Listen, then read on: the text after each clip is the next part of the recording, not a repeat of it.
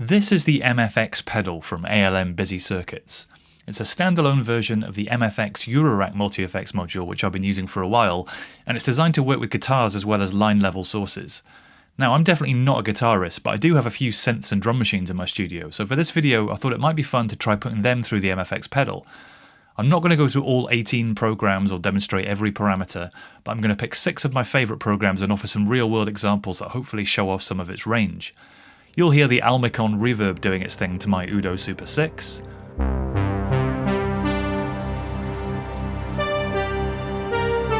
I'll run my Vermona DRM1 through the 2051 bit corrupter for some glitchy digital fun.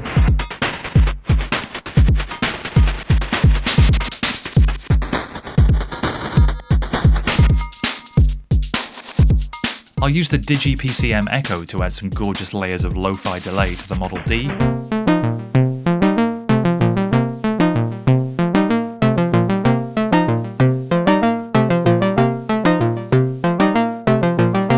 I'll take my Buchla 100 clone into strange new sonic worlds with the Slinky Reverb.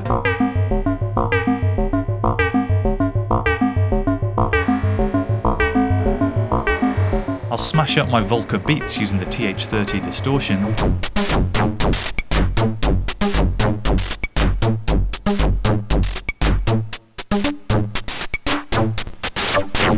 And I'll use the Crumbular Echo to add a rich new drone dimension to the Elmyra too.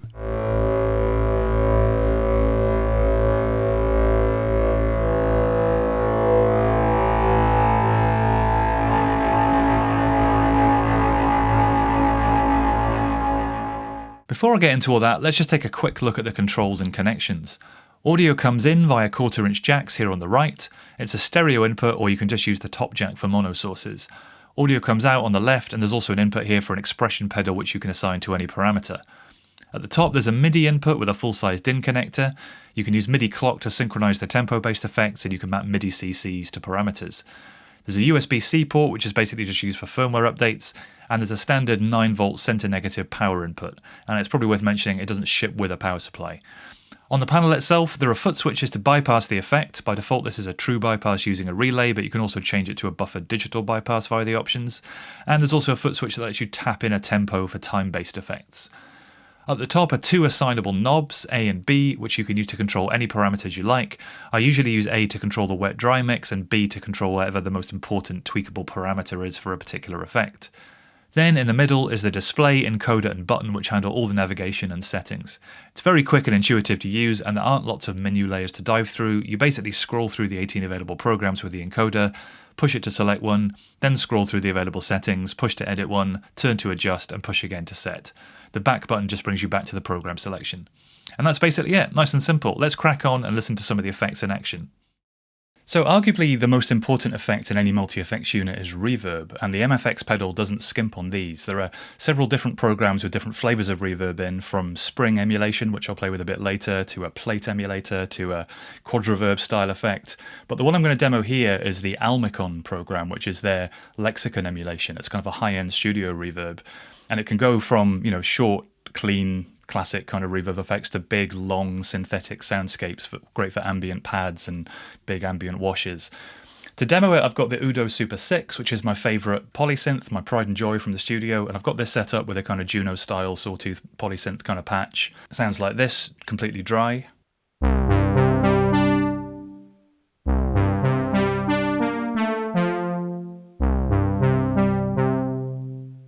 So there's no effects there at all, no chorus, no delay from the built-in effects, just going straight through. I've basically set this up with the wet-dry control on knob A, or the mix control. I've got the size mapped to the B knob, so I can control that manually. I've set damping at 25%, diffusion at 75%, no pre-delay. And there are 2 engines, or 2 sound engines for this. One is the Now era and one is the 80s era, which is a bit grimier and a bit lower bitrate. I've kept it with the Now era, which is the kind of cleaner one of the 2. So let's bring up the mix to 50-50. Just going to compensate with the volume slightly on the synth. And I've got the size set to just over halfway, so it's not particularly long, but you'll hear a nice kind of clean reverb tail now.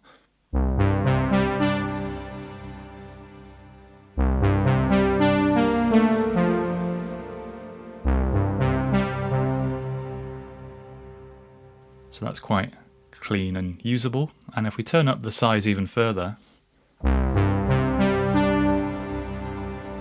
get into this kind of almost infinite sustain territory.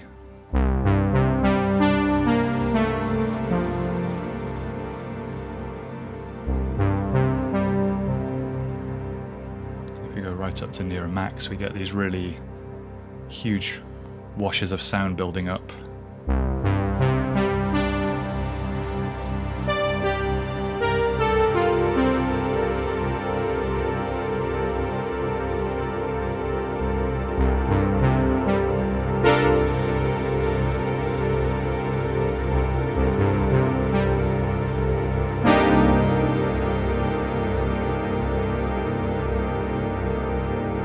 So if you're into this kind of long ambient kind of washes, absolutely perfect.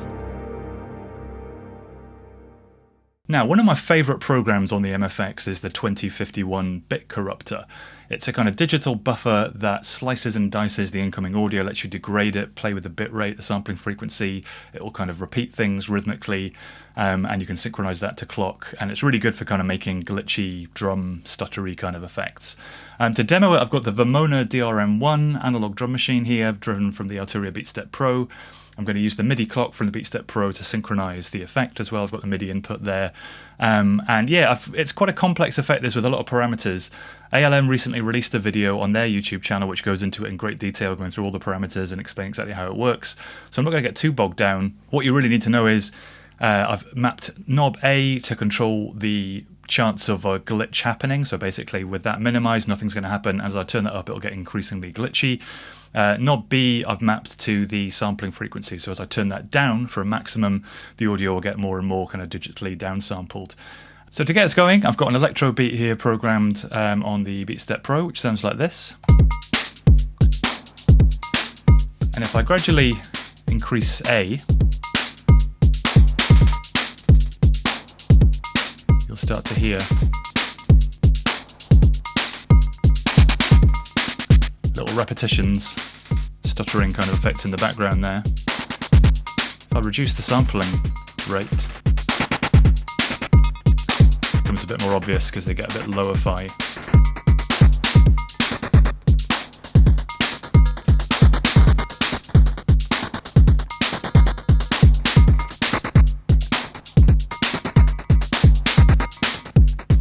Got the mix set to about 44%, which means it's nearly 50-50, but the repeats are slightly lower, slightly in favour of the dry. I've got it in dual mode, so we're getting slightly different things on the left and right channels. If you're on headphones, that'll be really obvious. And at the moment I've got the bit depth at 16-bit. If I reduce that down to 4-bit, say, you get very pronounced kind of noisy effects. I just take the kick drum out for a second. You can switch it so that that digital downsampling will happen on the entire signal, not just the glitched bits, if that makes sense. So if I switch this to pre, and let's go back up to 16-bit. Should probably also say I'm taking the kick drum out on its own from here, so the kick drum's not affected. That's always going to be clean.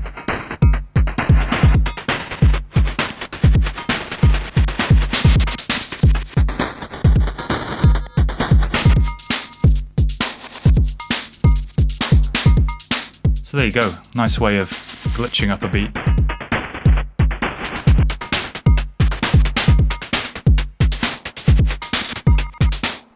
There are quite a few delay programs in the MFX Pedal, and the one I'm going to demo next is the Digi-PCM Echo, which is the first program in the list. ALM described this as an unapologetically digital delay, and it sounds very cool on synths. To demo it, I'm going to use the Behringer Model D, their mini-mode clone, sequence from the Almicon BeatStep 37, and I'm going to take the MIDI clock from that sequence into the MIDI input on the pedal so that I can tempo sync the delays. I'm in ping-pong mode. Clock source is MIDI. I've got the 2 taps, one set to 2 times the tempo, one set to 1 times the tempo. I've got the bandwidth and the bit depth of the feedback path set to 1644. I've mapped control B or pot B here to the regen or feedback. I've got no high cut, a little bit of low cut on the feedback path. I'm not flipping the phase, not affecting the time with modulation, not reversing it, and I've got the A control to control the wet dry or the mix between the dry and the delayed signal. So let's get a really simple sequence playing. I've just got one oscillator turned on and I've fed back the output into the mixer for a little bit of that kind of warm classic Moog feedback. Just to kind of give us a nice fat saw wave sound. Single oscillator for now. And if I bring up the wet dry, you can hear that nice kind of tempo sync delay. Very clean. Bit of feedback.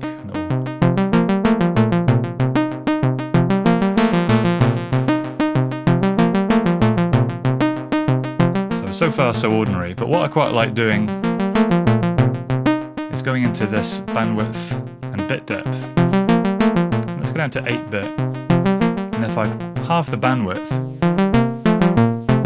it'll also double the delay time, which is quite nice, as well as making the delayed signal a bit more lo-fi. It's now 8-bit 22K. Let's go down again. This really characterful 8-bit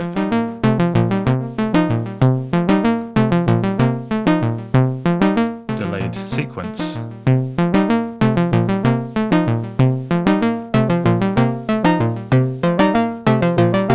just going to bring in the other oscillators, one of which I've tuned up a fifth. And one's up 2 octaves.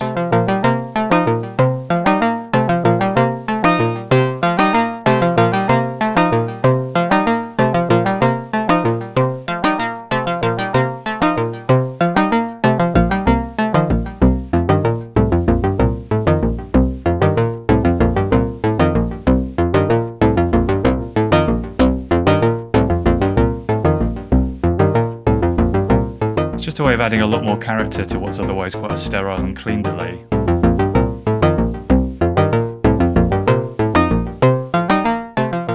Okay, next I want to look at the Slinky Reverb program in the pedal, and I'm going to use my Mort's Barge from LA67. It's a clone of a Buchla 100 mini system. For this demo, I'm going to use it to create some kind of bleepy atonal kind of FME sequences. Let's get a really simple sequence going. This is just dry at the moment. I'm going to use this expression pedal connected to the expression input to control the wet dry. So let's just bring in a little bit of the verb.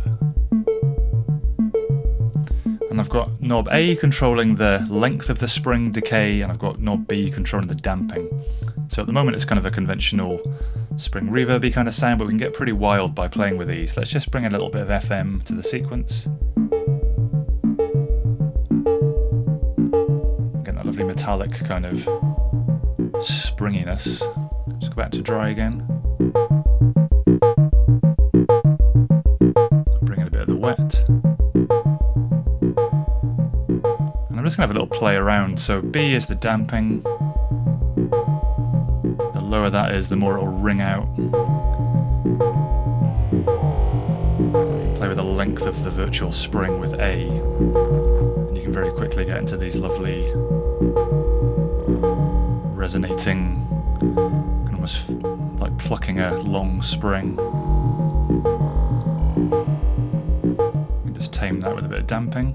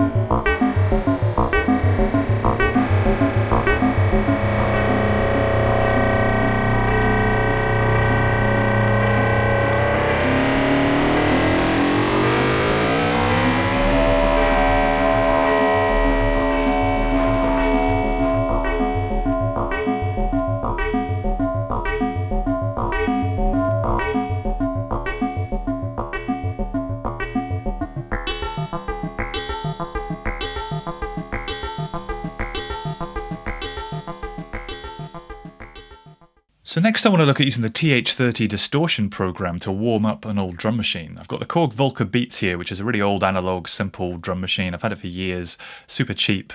Actually, I think it's slightly underrated. It does sound pretty cool with a bit of drive and saturation on it, which is where the pedal comes in. Here's a dry pattern. Just a simple kick, snare and toms for the time being, and this is dry. Now, there's a few different modes in the TH30. Let's start with saturate. I've set B to control the drive and I've got A controlling the wet dry. So if I go fully wet, this is the saturation, which at its extreme, it's quite harsh. And what's quite nice with the wet dry is you can kind of blend a bit of the original back in, sort of parallel processing, which means you get some of the original dynamics with still some of that saturated sound. So that's kind of 50-50 with a decent amount of saturation. Let's bring in some hats as well.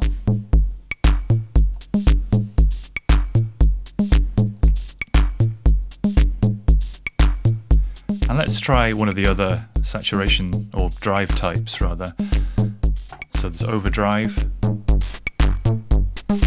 slightly harsher than saturation, and digital likewise. But I think wavefold is probably my favourite creative one.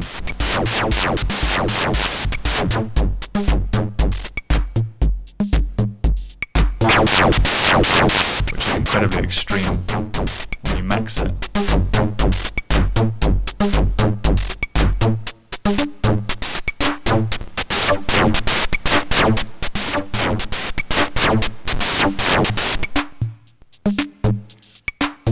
But at these slightly lower settings, it adds a nice bit of character.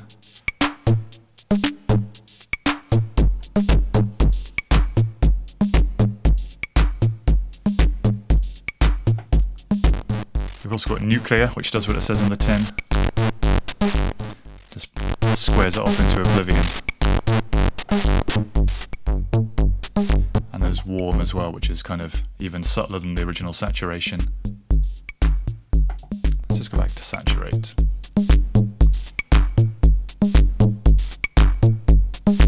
And dry again.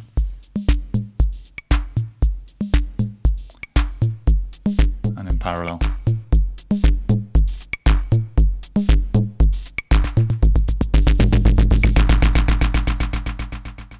Okay, to finish, I want to look at the Crumbular Echo program in the MFX, and to demo that I'm going to use the Neutral Labs Elmyra 2.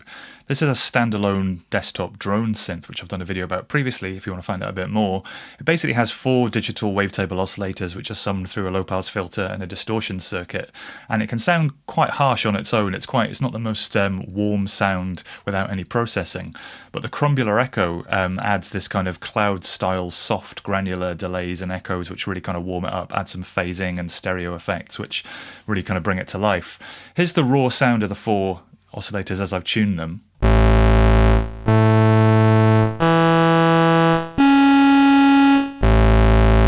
Slightly different waveforms on each, but as you can hear it's a bit harsh and buzzy. That's obviously with the filter wide open.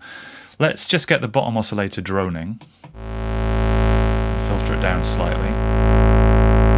Add some resonance too. Now if I bring up the wet dry with Control A again, you'll start to hear this kind of pulsing phasing as these grains are sort of sprayed out with a soft envelope. And if I bring up the feedback with knob B, that'll get even richer. And now if I kind of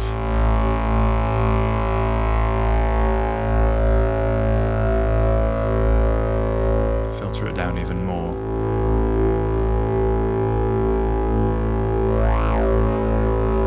really adds this sense of warm space to the sound. I'm going to slow the envelopes down on the upper pitches and let's just play a few of these manually.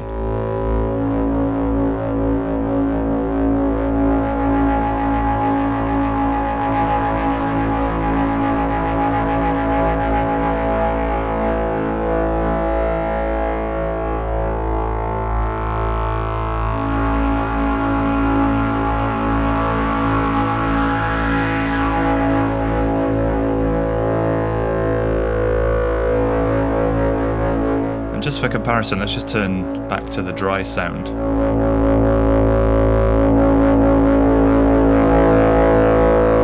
it's not bad. It's still a bit of harmonic action and some kind of phasing and beating happening, but when we bring in this Crumbular echo, although we're not getting super defined rhythmic repeats, we're getting this kind of pulsing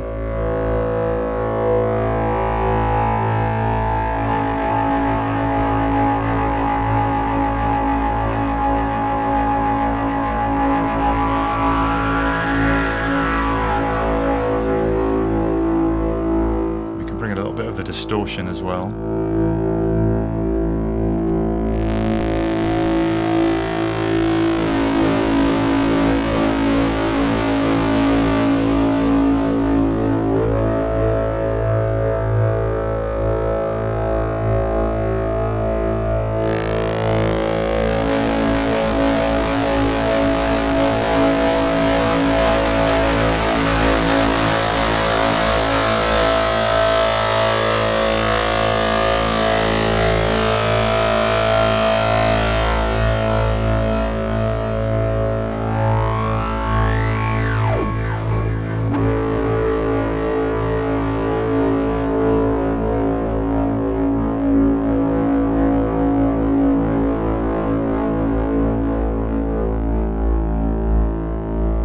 So that's it for now. Hopefully I've given you a bit of a taste of what the MFX Pedal can do. If you've enjoyed the video, please like and subscribe, tell your friends and leave a comment. Thanks to ALM for hooking me up with the pedal, thanks to you for watching, and I'll see you next time.